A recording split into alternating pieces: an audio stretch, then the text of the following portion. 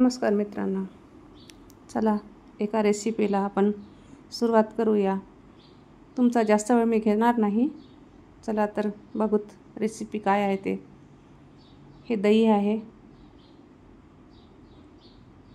छान मी कालच दही करून ठेवले होतं घरी. असं इस्करच्या सहाय्याने मी त्याला म्हणजे पतला करून घेत आहे.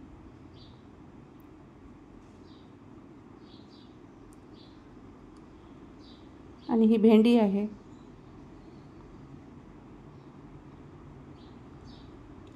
छोटे छोटे काप करून घ्यायचे अशा पद्धतीने. 3 भेंडी जर एकदा धरली तर लवकर होतात भेंडी कापणी.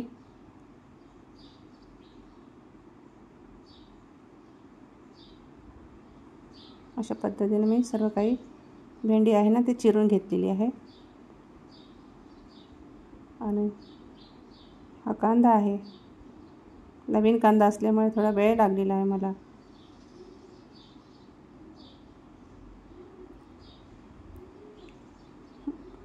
बूड आहे आणि शेंडा दोन्ही पण काढून टाकायचा.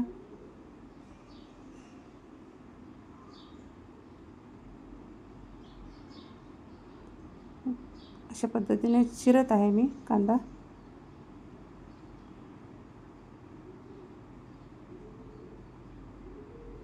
नवीन आहे कांदा.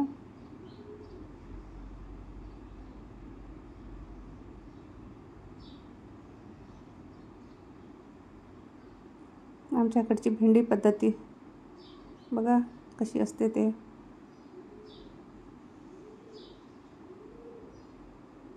आणि ही हिरवी मिरची आहे.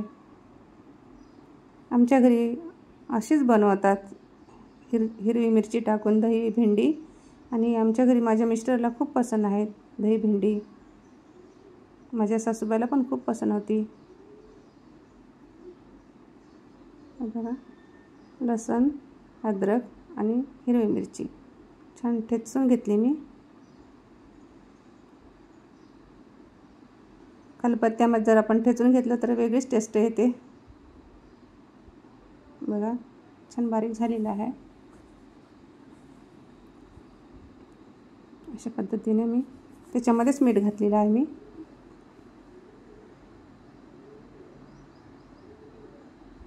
आणि कढई ठेवली. कढईमध्ये तेल टाकलं 2 चम्मच आणि राई जिऱ्याची फोडणी दिली. आणि कांदा आहे बघा, कांदा पण टाकत आहे.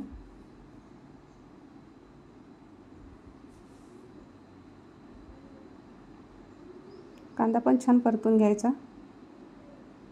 कढीपत्ता. भेंडीमध्ये कढीपत्ता छान वेगळीच टेस्ट असते. हे बघा कांदा पण थोडा लाल झालेला आहे. आणि जी आपण हिरवी मिरचीची पेस्ट केली बघा, ते पण मी तेलामध्येच परतून घेत आहे. अशा प्रकारे. आणि त्याच्यानंतर मी हळद टाकलेली आहे. धनिया पावडर.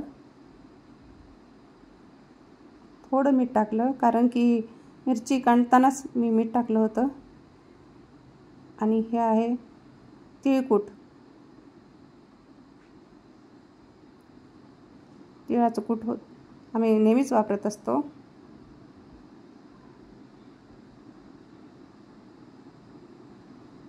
अशा पद्धतीने छान भाजून घेतली मी ती.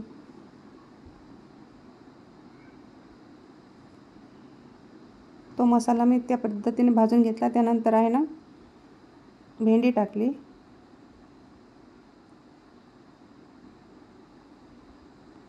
आता दही टाकत आहे मी. बघा किती छान दिसत आहे. कलर पण छान आलेला आहे आणि सुगंध पण खूप सुटला होता.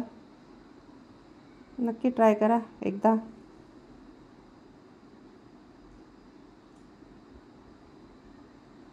दही भेंडी.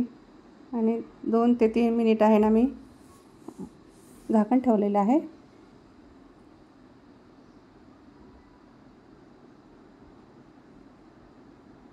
बघा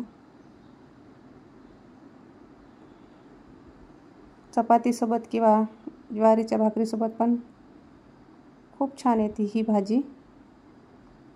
किती छान कलर आलेला आहे बघा.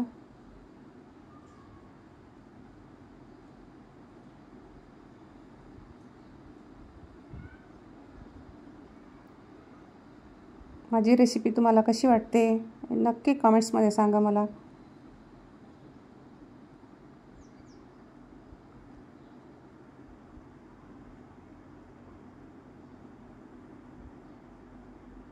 आणि कोथिंबीर घालायची.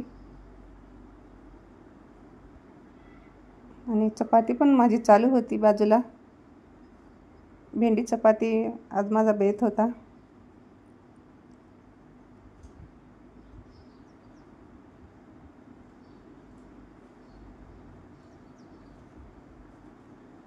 झालेली आहे चपाती पण आणि भाजी पण शिजलेली आहे आपली पूर्णपणे.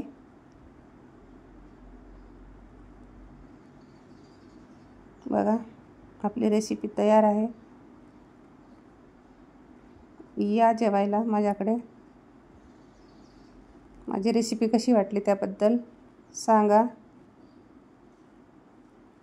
आणि रेसिपी पाहिल्याबद्दल धन्यवाद. श्री स्वामी समर्थ.